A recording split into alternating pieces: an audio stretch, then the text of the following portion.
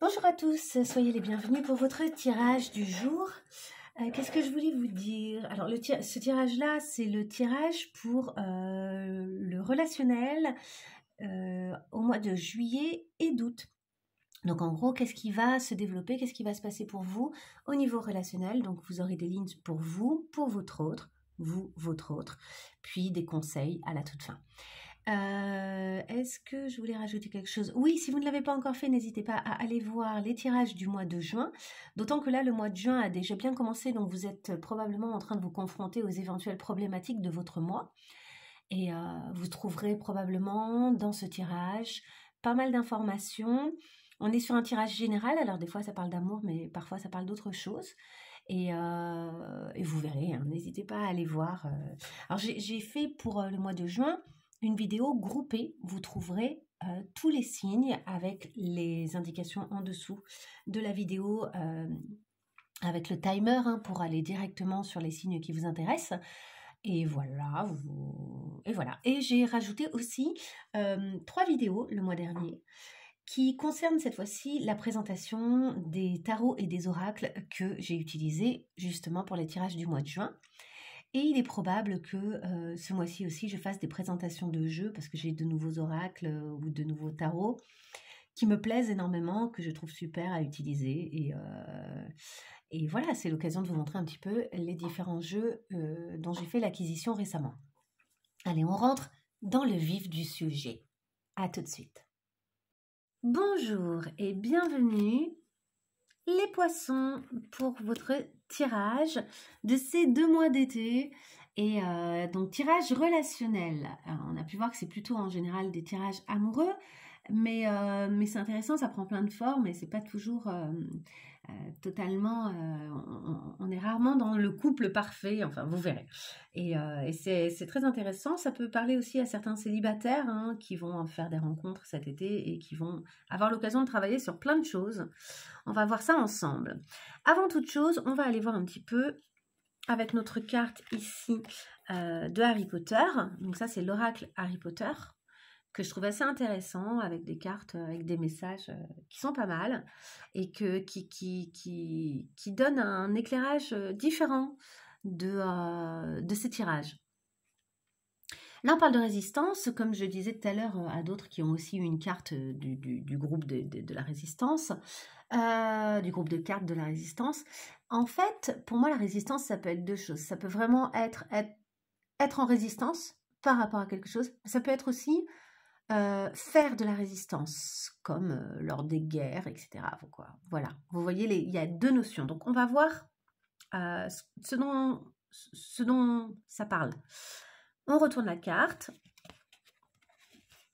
Et voilà ce que ça nous dit. Dans Harry Potter et l'Ordre du Phénix, Fred et George Weasley défient le tyrannique professeur Ombrage en lançant des feux d'artifice pendant les buses des élèves de 5e année afin de faire une sortie impressionnante sur leur balai. Penses-tu que ce type d'action spectaculaire soit un moyen efficace pour protester contre une situation anormale?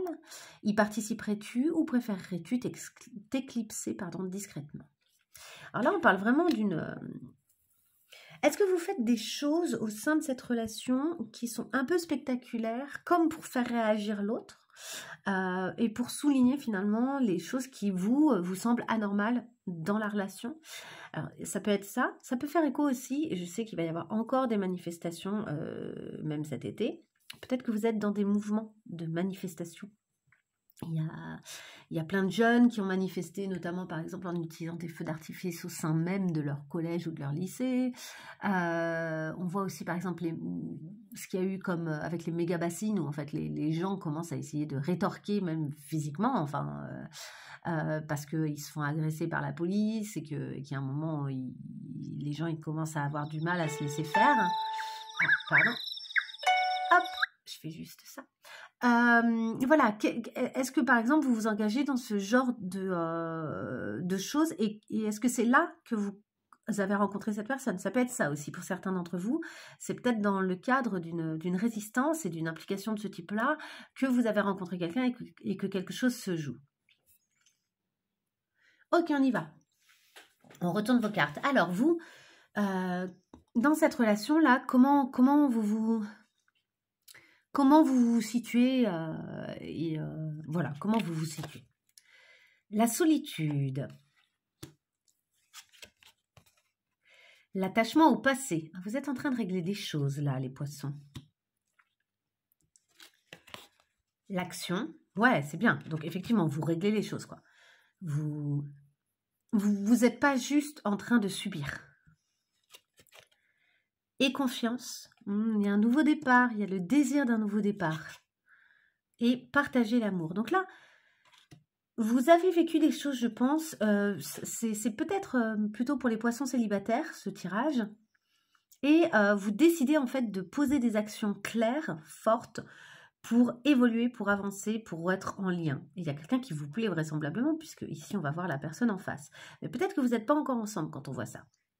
Vous posez peut-être des actions un peu fortes, donc je vous disais ça peut être un engagement politique, mais ça peut aussi être quelque chose vis-à-vis de la personne en face, des choses un peu qui provoquent, qui sont des actions un peu waouh, on y va quoi, mais pour essayer de créer du lien et sortir de votre solitude.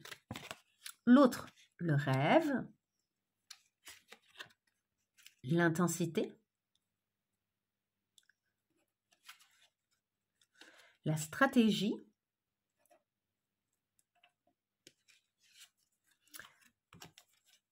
tristesse et isolement,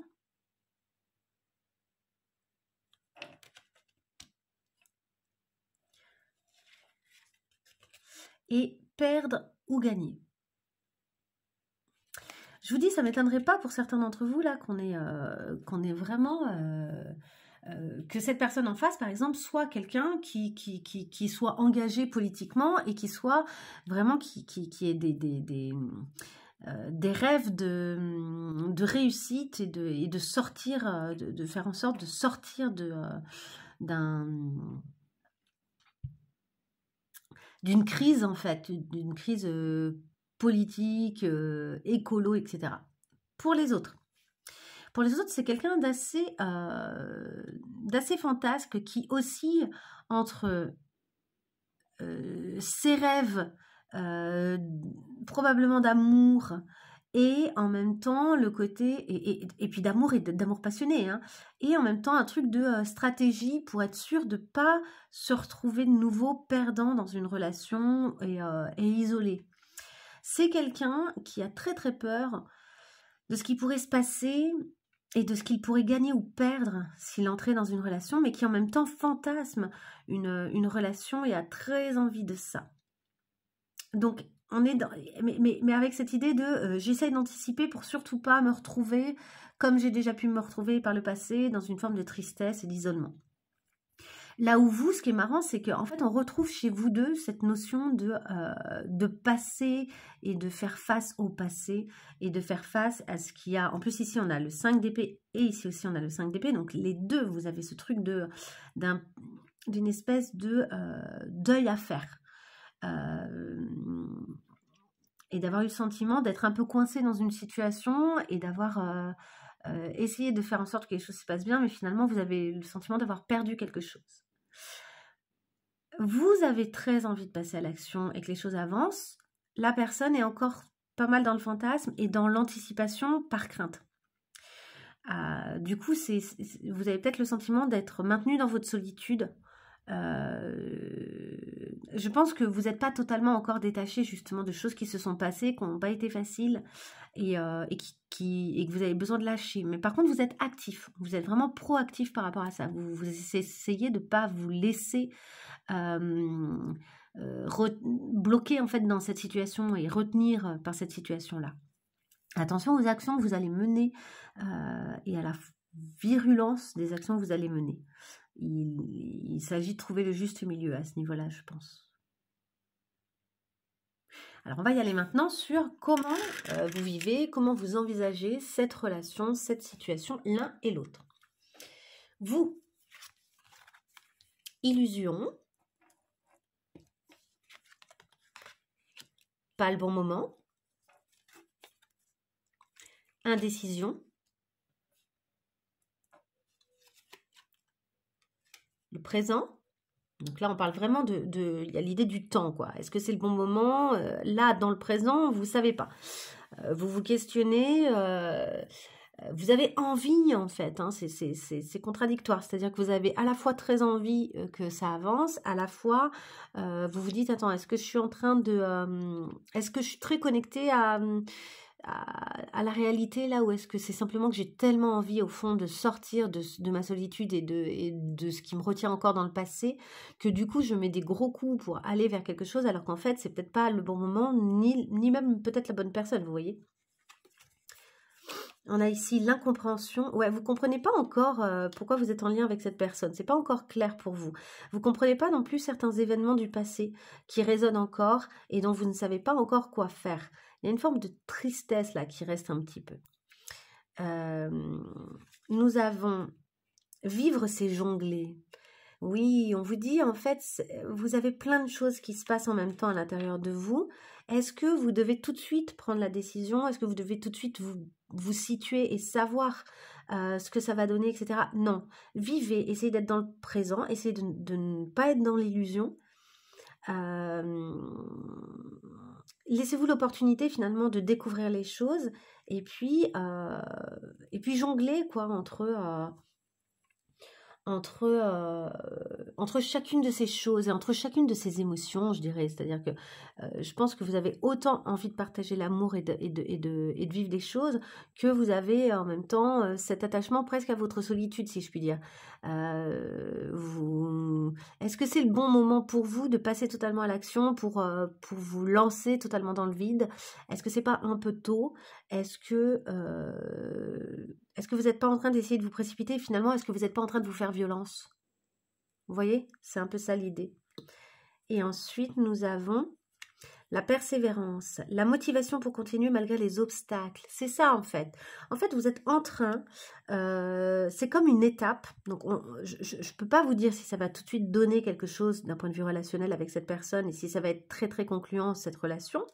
En revanche, vous êtes vraiment en train d'avancer en fait. Vous persévérez. Vous êtes peut-être même en train de sortir de l'illusion. Une illusion justement qui était liée au passé. Peut-être que cette illusion, elle n'est pas vis-à-vis de cette relation, puisque cette relation, vous êtes peut-être même en train de la découvrir tout simplement. Donc, qu'est-ce que ça va pouvoir donner? Vous n'en savez rien. En revanche, vous êtes peut-être aussi en train de clarifier tout ce qui s'est passé pour vous dans le passé et d'essayer de donner du sens à ça, parce qu'il y a des choses que vous ne comprenez pas. On vous a peut-être illusionné par le passé, ou bien cette personne-là, avec son désir de rêve, d'intensité, etc., et son côté stratège, est en train finalement de créer des illusions et d'essayer de vous manipuler un petit peu. Je pense que vous êtes clairvoyant, vous ne vous laissez pas avoir, si tel est le cas, si la personne essaye d'être un peu stratège avec vous et de gérer finalement la situation comme ça l'arrange et comme ça la rassure. Je crois pas qu'il y a un mauvais fond, je crois que c'est la personne, elle a peur, je vous dis, de perdre quelque chose encore une fois. Donc elle sort quand même d'un 3 d'épée. Le 3 d'épée, c'est terrible, c'est souvent des blessures très, très violentes au niveau souvent du cœur qui a été brisé, quoi, un sentiment d'avoir été abandonné. Donc évidemment, on se défend, on essaye d'anticiper sur le fait que ça nous réarrive surtout plus jamais, parce que c'est d'une grande violence. Sauf que vous, ce qui est bien, c'est que la façon dont elle gère les choses, vous essayez, je pense, d'y voir clair. Je suis pas sûre que vous y voyez toujours clair, vu qu'on a quand même la carte de l'incompréhension, mais il y a quand même cette tentative de voir les choses clairement. L'autre, la peine. Ouais, l'autre arrive dans cette relation avec déjà de la peine. Si vous croyez, il y a une question de foi qui se pose pour cette personne. Le dégoût. On va essayer de comprendre à quoi ça correspond. Le trouble. Cette personne, elle est restée avec un goût difficile en bouche concernant tout ce qui est amour, en fait.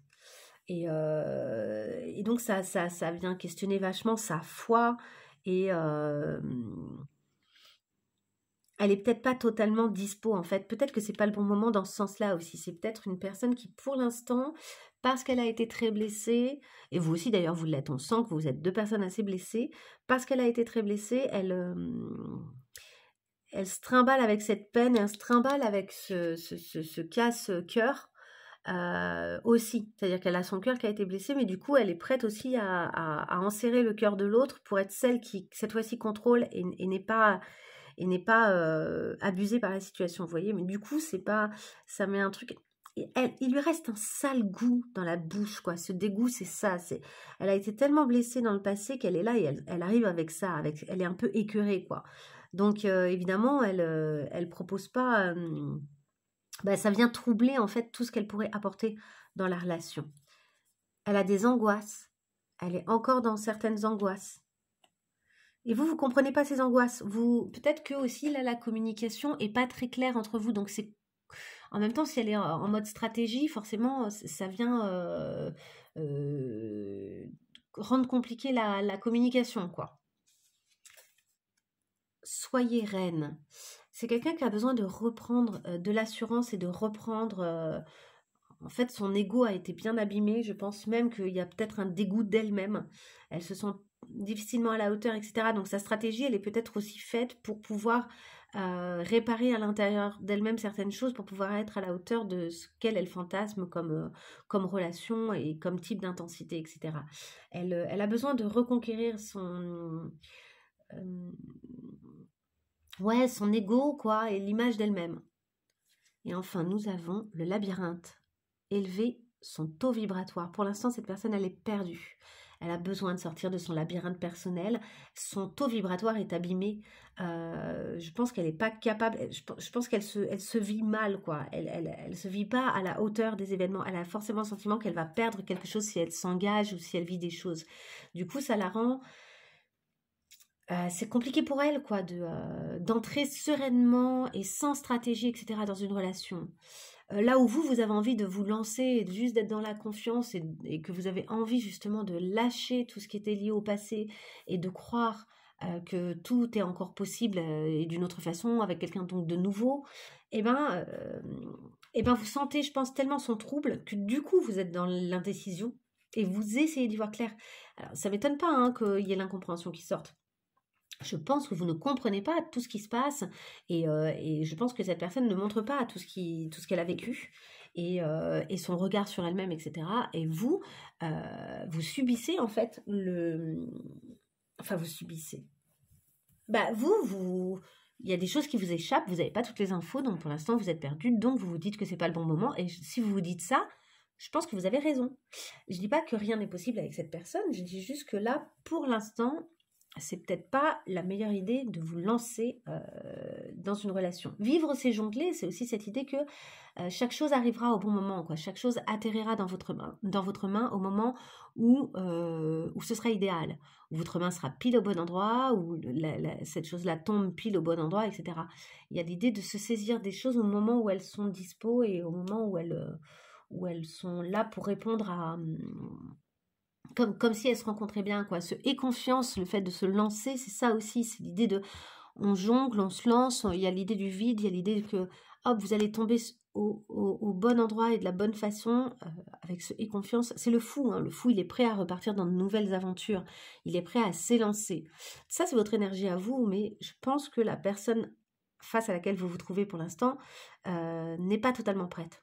Donc vous soyez dans l'instant présent, continuez à nettoyer aussi tout ce qui a besoin d'être nettoyé. Alors peut-être que vous vous sentez seul et que vous aimeriez que ce soit plus le cas, mais je ne sais pas si c'est intéressant de vous précipiter dans une relation où finalement vous êtes un peu illusionné, quoi. S'il y a des choses que vous ne sentez pas, si vous ne comprenez pas bien la situation, c'est que quelque chose n'est pas clair et c'est peut-être que ce n'est juste pas le moment. Donc c'est normal que vous soyez dans l'indécision, acceptez. Et cette persévérance, elle est intéressante, mais elle ne veut pas forcément dire de continuer dans ce lien-là. Elle veut dire continuer sur votre route, accepter que les choses vont se faire au fur et à mesure, pas nécessairement avec cette personne, mais peut-être avec cette personne aussi, vous voyez. Mais cette persévérance, elle doit être vis-à-vis de vous, vis-à-vis de votre désir de passer à l'action, vis-à-vis de votre capacité comme ça à bouger. En fait, c'est ça qui doit se rencontrer pour vous. Cette persévérance, elle est pour vous, en fait. Elle n'est pas obligée, elle n'est pas obligatoirement dans cette relation. On y va sur les conseils. Alors, on a rouge, pardonne. Vous voyez, ça, pour moi, ça a trait au passé. Il y a quand même des choses dans votre passé aussi que vous n'avez peut-être pas totalement gérées. Pas encore, vous êtes encore un peu attaché à votre passé. Il y a des choses à pardonner pour pouvoir vous libérer aussi et pour pouvoir être plus clair sur ce que vous voyez, sur ce que vous vivez, etc. On a la foi. On re-rencontre la foi. Mais vous avez la foi. Il y a cette notion de confiance. Oui, des choses vont naître, oui, oui, il y a des failles, oui, vous avez des blessures, mais je pense que vous avez la foi que plein de choses vont bien se passer. C'est pour ça que vous avez une persévérance assez facile, c'est que plein de choses vont se passer. Vous sentez que plein de choses vont naître malgré vos blessures et qu'il y a des choses qui peuvent se passer hyper bien pour vous. En fait, vous êtes très confiant sur l'avenir. Ça, c'est génial. Donc, vous réglez et vous pardonnez les choses du passé et vous avez la foi en le fait que plein de choses vont se passer à l'avenir. Votre énergie est jolie, hein. Et il faut juste essayer d'être assez clairvoyante sur ce qui, ou clairvoyant sur ce qui est en train de se passer concrètement avec cette personne. Plaisir d'apprendre. Ouais, vous êtes en train d'apprendre et de comprendre des choses. Peut-être même que vous êtes en train de vous lancer dans des formations. Peut-être même qu'on vous conseille de vous lancer dans des formations ou de bien vous renseigner sur certaines choses. Ou en tout cas, de savoir les choses aussi. Il y a la notion de savoir avec le plaisir d'apprendre. Et parce qu'ici, vu qu'on sent qu'il y a une incompréhension, vu qu'on sent qu'il y a une illusion, l'indécision, pas le bon moment, etc. Il y a un sentiment comme ça.